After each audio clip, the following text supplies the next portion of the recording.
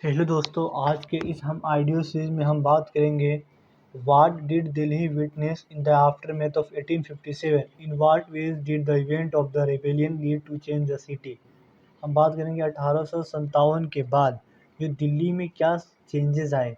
जो रेबेलियन हुए थे 1857 की क्रांति हुई, उसके बाद शहर में क्या सारे चेंजेस आए, रेबेलियन के द्वारा क्या चेंज किए गए, उसकी हम बात करेंगे। तो चलिए मैं शुरू करता हूँ कि The revolt of 1857 marked a turning point in the history of Delhi। जो 1857 का जो रिवोल्ट था वो दिल्ली के लिए एक टर्निंग पॉइंट बना, दिल्ली की हिस्ट्री के लिए एक टर्निंग पॉइंट बना। इसके बाद जो ब्रिटिश थे उसने पूरे सिटी को सितंबर 1857 तक रिकैप्चर्ड कर लिया, अच्छे तरीके से अपने कंट्रोल में ले लिया। उसके बाद एक अलग तरह का चेंजेस आया, political, social, economic and physical transformation. The old Mughal capital lost its farmer glory. जो पहले ओल्ड जो मुगल कैपिटल था वो अपना जो उसकी ग्लोरी थी, जो उसकी खासियत थी, वो उसने खो दिया। और जो ब्रिटिश कॉलोनीज थे, ब्रिटिश कॉलोनियल्स जो थे वो अपनी इंटरेस्ट के अकॉर्डिंग जो शहर थे उसको रिसेप्ट करने लगे। उसके इस जिससे फ़ायदा मिला है उस हिसाब से वो जो शहर थे उसको रिसेप्ट करने लगे। जो जो रेवेलियन थे उसने ना ही बल्कि एडमिनिस्ट्रेशन भी चेंज किया, बल्कि सिटी में एल्सो और एवरीडे जो लाइफ था पीपल का, उसके स्ट्रक्चर को, जो अर्बन लैंडस्केप था उसको भी बहुत सारा प्रभाव किया। जो रेवेलियन थे change not only the administration of the city. जो रेवेलियन बस सिटी का एडमिनिस्ट्रेशन ही चेंज नहीं किया, बल्कि जो लोगों की रोज़मर्रा ज़िंदगी की थी, एवरीडे लाइफ, उसको बहुत इफ़ेक्ट किया, और स्ट्रक्चर ऑफ अर्बन लैंडस्केप। हम बात करेंगे रिवोल्ट ऑफ 1857 की, जिसे फर्स्ट वार ऑफ इंडिपेंडेंस कहा जाता है और कभी-कभी सेपो म्यूटिनी भी कहते हैं। यह एक वाइड स्प्रेड अपराइजिंग था against the rule of British east India company. जो रिवोल्ट था वो 10 मई 1857 को मेरठ से शुरू हुआ, और अगले ही सुबह जो रेबेलियन थे वो मुगल कोर्ट दिल्ली पहुँचे 11 मई को सुबह में। जो बहादुर शाह जफर थे मुगल एम्पायर, और उसके बाद टू लीड द रिवॉल्यूशन को लीड करने के लिए बहादुर शाह जफर को फोर्स किया गया।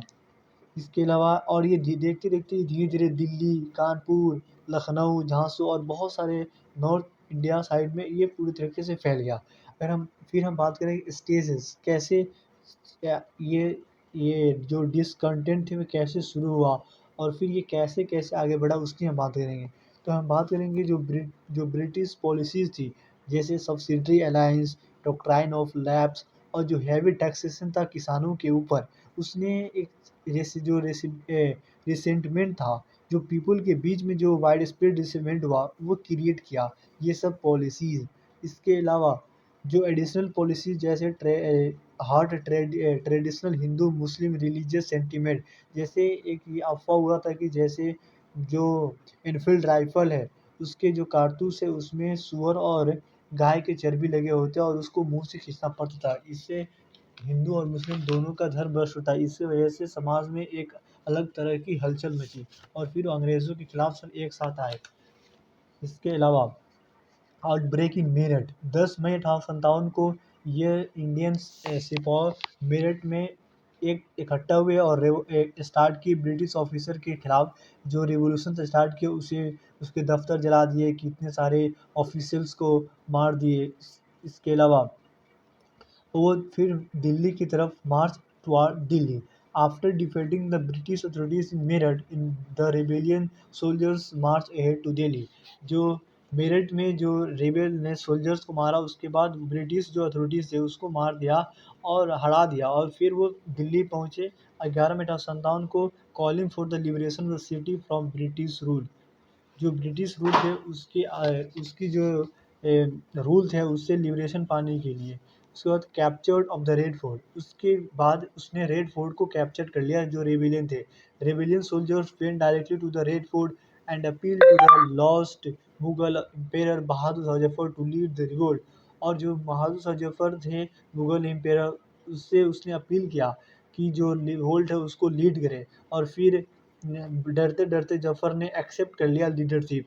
जो rebels used the Red fort, जो रेबेलियन थे उसने रेड फोर्ट का यूज़ किया अपने हेड क्वार्टर के लिए और उसने इस्टेब्लिश किया control over Delhi.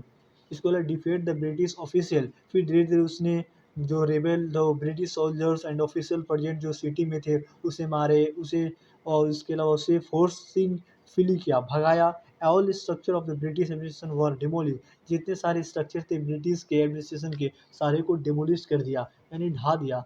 Initial British response क्या था? शुरू-शुरू में जो ब्रिटिश थे वो डर गए। वो इस तरह के अभी तक रेबेलियन नहीं देखे थे कि भारत के लोग ऐसे भी कर सकते हैं। तो जो ब्रिटिश थे उसने रिवोल्ट को दबाना शुरू किया, लेकिन जुलाई 1857 में शुरू किया और ये सप्रेस होते सितंबर 1857 तक ये सप्रेस करने में उसे टाइम लग गया।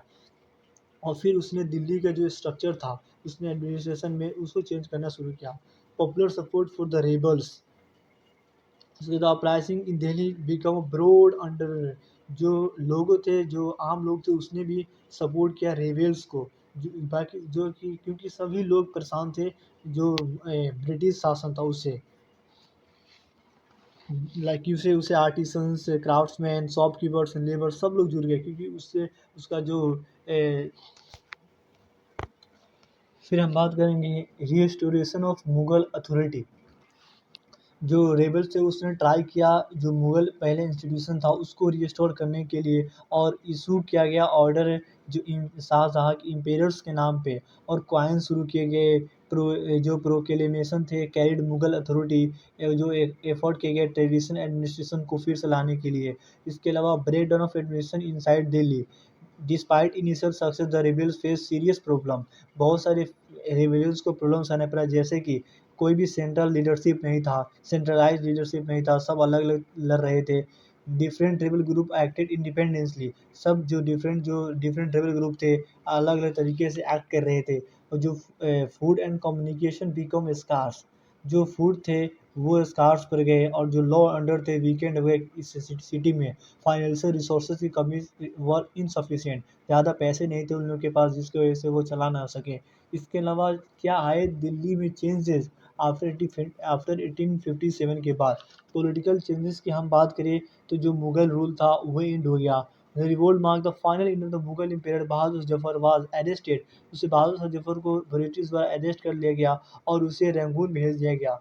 और the Mughal court of the जो मुगल कोर्ट था एट रेड फोर्ट के पास उसे उसे भी डिसॉल्व कर दिया गया, और दिल्ली जो लॉ अपना जो स्टेटस था उसे खो दिया। और and was the centre of Mughal political of culture life. सारा कुछ जो मुगल इम्पेयर कोर्ट था वो सारा ये सब खो दिया स्टेटस अपना। इसके अलावा British military control. After recapturing Delhi the British turn the city into a heavily control military centre. जैसे ही दिल्ली को उसने कैप्चर किया और जो ब्रिटिश थे उसने सिटी को टर्न कर दिया, एकदम मिलिट्री सेंटर बना दिया गया। लार्ज एरियाज में जो जो रेड फोर्ट था उसके नज़दीक, और एक क्लियर किया गया जो जो जगह था उसे क्लियर किया गया मिलिट्री सेंटर बनाने के लिए। इस ओपन स्पेस फॉर डिफेंस के लिए बनाया गया। Many houses markets and mosque near the fort were demolished. ये सारे जितने घर थे, बाजार थे, मस्जिद थे, डेर फोर्ट के नज़दीक सारे को डिमोलिश कर दिया गया। फिर हम बात करें destruction of the city landscape. City जो लैंडस्केप था उसके डिस्ट्रक्शन ज़्यादा। जो several historic neighbourhoods of Shahjahanabad were destroyed. जितने हिस्टोरिक नेबरहुड थे शाहजहानाबाद का सारे डिस्ट्रॉय कर दिया गया। Garden havelis and market suffered में heavy damage during and after the fighting। जो इम्पोर्टेंट बिल्डिंग थे उसे सीज कर लिया गया मिलिट्री और एडमिनिस्ट्रेशन यूज़ के लिए। जो बाकी रेड फूट के जो पार्ट थी वो कन्वर्टेड कर दिया गया। बैरकआउट कश्मीरी गेट जो थे इसके में बहुत सारे डैमेज किया गया। कश्मीरी गेट, चौरी बाज़ार, दरियाई-गंज ये सब बहुत सफ़र हुआ इससे, रिवोल्ट से। इसके अलावा कन्फिक्शन ऑफ प्रॉपर्टी। जो British confiscated property the people suspected of helping the rebellion. जो ब्रिटिश को जिस पे शक था कि इसने रिबेलियंस की मदद की है, तो उसने उसके जो प्रॉपर्टी था उसको जब्त कर लिया। लाइक जैसे मेनी नोबल्स थे, सोल्जर्स थे, स्कॉलर्स थे और ट्रेडर्स थे, सब इसने अपने घर खो दिए और पैसे भी खो दिए। असली इसमें रिवोल्ट में जो मुस्लिम स्पेशली फेस सेवरल पनिशमेंट। मुस्लिम जो थे वो पनिशमेंट है, क्योंकि उसे लगता था कि ब्रिटिश जो लीडिंग जो रिवोल्ट को लीड कर रहा है वो मुस्लिम ही कर रहे हैं। Large section of the population were forced to leave the city temporarily. जो large section of the population था मुस्लिम का, उसे फोर्स किया गया दिल्ली शहर छोड़ने को टेम्पोरली। चलो, डिक्लाइन ऑफ मुगल कल्चर। जो मुगल कल्चर था, great centre of Urdu poetry, music, Indo Islamic culture, ये सब चेंज हो गया। इसके अलावा 1857 के बाद जो पोएट पोएट थे, आर्टिस्ट थे, स्कॉलर्स थे, माइग्रेटेड टू अदर सिटीज़। वो जब यहाँ दिल्ली में कुछ नहीं था तो उसने दूसरे दूसरे शहर जाना शुरू किया, जैसे लखनऊ, हैदराबाद गए। Culture institutions decline. कल्चर जो इंस्टीट्यूशन थे कल्चरल, उससे वो डिक्लाइन हुआ, क्योंकि जो रॉयल पैट्रोनेज थे वो ख़त्म हो गया। तो जो कल्चर इंस्टीट्यूशन थे वो जाहिर सी बात है ख़त्म हो गई। ट्रेडिशनल एलाइट थे, फैमिलीज़ थे, लॉस्ट इन्फ्लुएंस एंड स्टेटस। जो ट्रेडिशनल एलाइट थे, फैमिलीज़ थे, उसने अपने इन्फ्लुएंस से और स्टेटस खो दिया। और ये बात करें इकोनॉमिक चेंजेस क्या है, जो ट्रेड क्राफ्ट थे were badly affected by the destruction and displacement. बहुत जो क्राफ्ट थे वो बैडली इफेक्ट हुआ इस रिवोल्ट से। Many artisans and merchants lost their livelihood. बहुत सारे आर्टिसंस और मर्चेंट्स अपने जीवन यापन का जो ये था उसे खो दिया गया। जो ब्रिटेन और रीऑर्गेनाइज किया मार्केट्स को, टैक्सेशन को according to colonial interest. Gradually धीरे धीरे नए नए कमर्शियल एक्टिविटीज़ कनेक्ट किया गया, कॉलोनियल एडमिनिस्ट्रेशन डेवलप किया गया। सोशल चेंजेस हम बात करें, social structure of Delhi change significantly. Old Mughal aristocracy decline. जो ओल्ड मुगल एरिस्टोक्रेसी था, ओल्ड मुगल वो सोशल स्ट्रक्चर था दिल्ली का, वो चेंज हो गया। नए ग्रुप बन के आए, तो जो ब्रिटिश से इम्पोर्टेंस जो कि नज़दीक थे उसे उसे फ़ायदा मिला।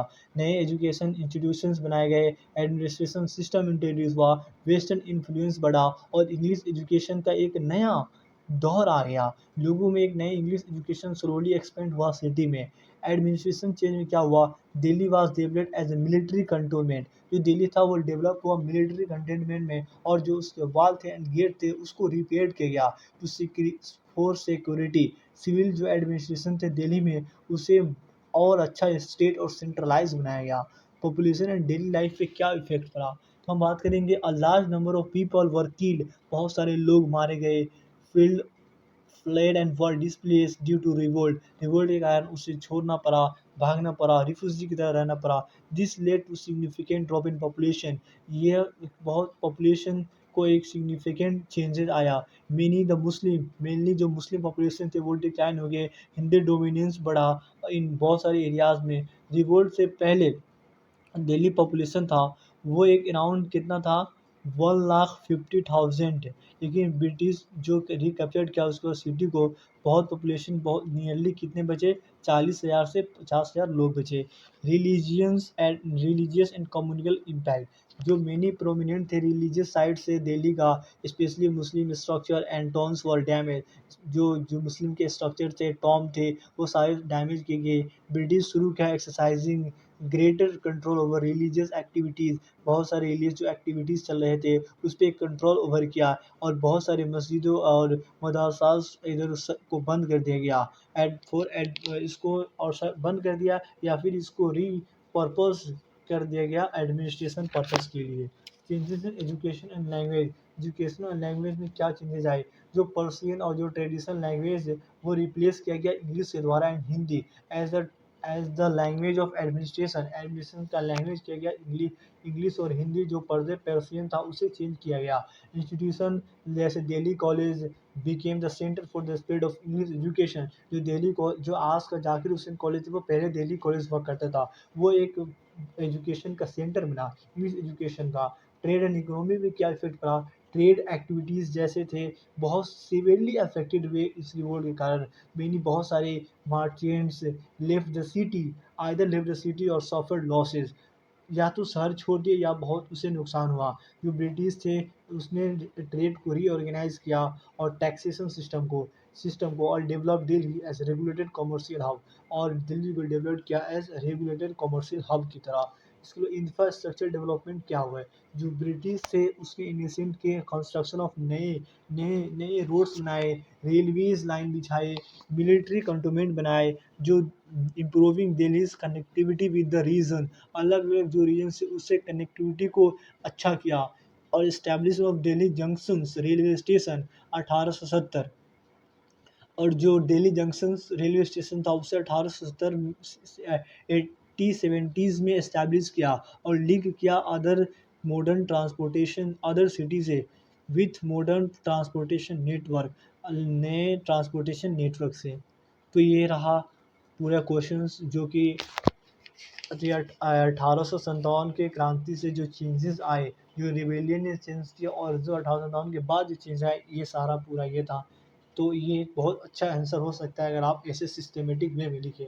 तो उम्मीद करता हूँ कि आपको ये वीडियो अच्छी लगी होगी, आइडियो सॉरी।